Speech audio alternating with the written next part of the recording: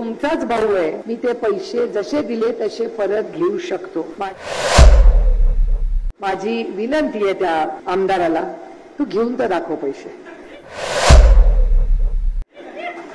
फार कुणाचे नको, एकाच बहिणीचे परत घेऊन दाखव,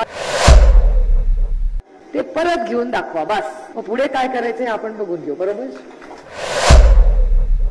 लक्षात आलं इलेक्शन नंतर की हा पैसा हा माझ्या विरोधात मतदानाला वापरला गेला, तर मी तुमचाच भाऊ आहे, मी ते पैसे जसे दिले तसे परत घेऊ शकतो। माझी विनंती आहे त्या आमदाराला, तू घेऊन तर दाखव पैसे।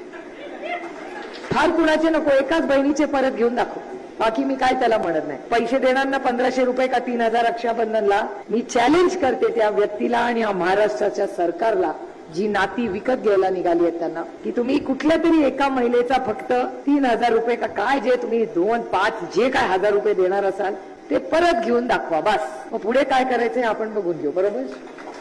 आणि दुसरा मुद्दा की असं जर हे सरकार देणार असेल तर ह्या राज्यातली एकही महिला त्यांना मतदान करणार नाही, कारण महाविकास आघाडी तुमच्या अकाउंटला तुम्हाला लाईनीत बनवून पैसे नाही मागणार, तुमच्या घरी येऊन पैसे देईल। तुम्ही कुणालाही मतदान करा, मतदानाचा आणि स्कीमचा काही संबंध नाही।